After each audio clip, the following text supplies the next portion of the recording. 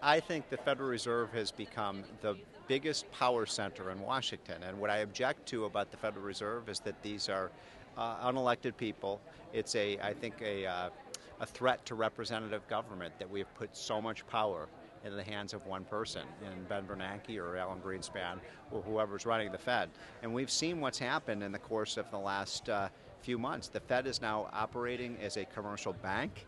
It is buying up over $1 trillion of assets in the private sector, from bad mortgages to also buying up even the federal government's own debt. So as the Treasury Department is issuing debt, the Fed is buying it up. And this is the first time perhaps in history, and in the history of the Federal Reserve, that we are actually monetarizing our debt, which means that as the Treasury is issuing debt, the Fed is just printing money to buy that debt up. So I think this is a very dangerous situation. The fact that it is a kind of a safe house and secret chamber over at the Fed is very troubling to me, and it should be troubling to taxpayers, because we believe a basic principle of our country is no taxation without representation.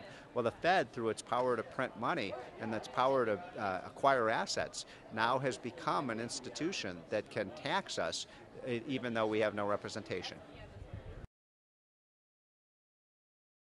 I don't think there's any question the Republicans have been very strong and unified against all of the Obama spending proposals. Not a single Republican in the House voted for the outrageous $800 billion stimulus bill.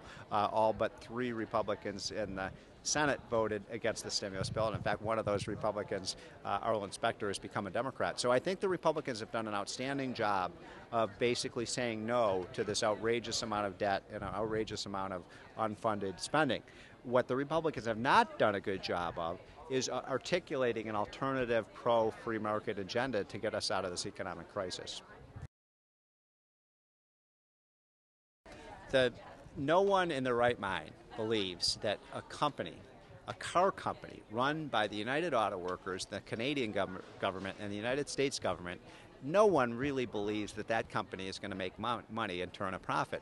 It's almost as if we've turned over GM and Chrysler to the Three Stooges.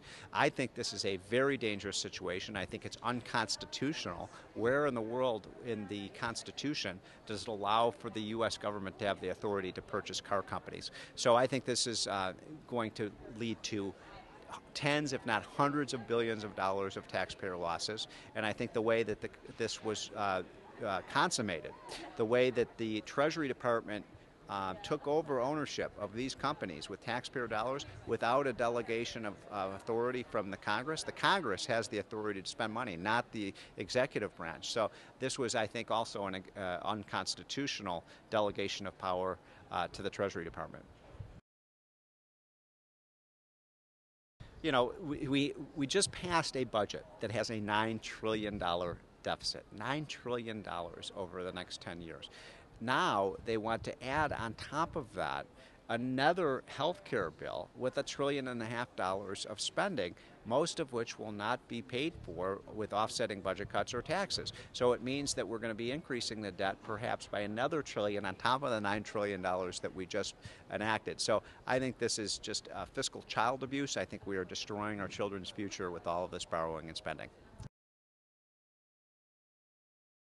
I think the most important thing to do is to throw these people out. Hold the members of Congress responsible for their outrageous behavior, the fact that they're bankrupting our country, and don't forget about this in November of 2010 and November of 2012 about the almost treasonous amount of spending that's going on in Washington.